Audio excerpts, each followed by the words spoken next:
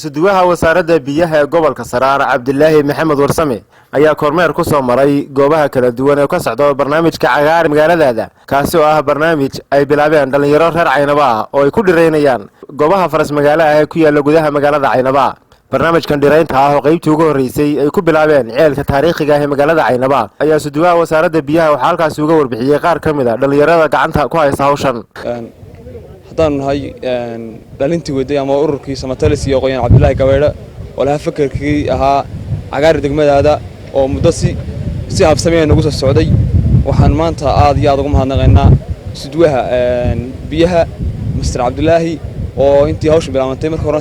si wanaagsan ugu soo dhaweeyay waji furan iyo baleenkii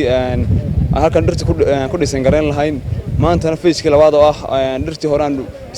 hore aan bedelay oo kuwa hore shalay waxa ahaayeen timir mirmiri maantana qaybta labaad aan ka dhigayno timir waayo waxaanu u jeednaa waxa weeye inaan aynu helo goob qurux badan ceel qurux badan khayraad qurux badan waxaan aad iyo aad ugu mahadnaqayaa isuduwaha biyaha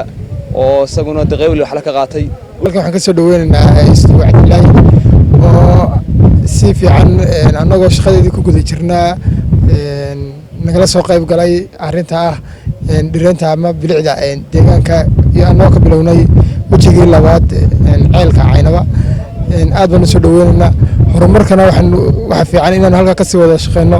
markastaba uu garab taagnaanaya isuduwaha. sidoo kale isuduwaha wasaaradda biyaha gobolka Saraar Cabdillaahi Maxamed Warsame ayaa uga mahad celiyay dhalinyarada barnaamijkan bilaabay waxaana sidoo kale uu ka xog waramay siyaasadda wasaaradda biyaha ee ku wajahan sidii shacabka ku dhaqan gobolka Saraar ay u heli lahaayeen biyo macaan oo ku filan. waxaan u hambalyeeynaa dhalinyaradan iyadoo iskood soo abaabulay hawshan qaranka qabtay inay maxaan yiraahdaa bilicda magaalada ka shaqeeyaan gaar ahaan maanta waxaan joogaa ceelkii weynaa ee taariikhiga ah Caynaba oo runtii u baahan cid kasta oo wax ka qabanaysa ama se wax taraysa anagu soo dhaweynaynaa aad iyo aadna waan ugu mahad celinayaa dhalinyarada iyaga iskood soo abaabulay ee hawsha u galay waa arrin muhiim ah waa arrin lambar 1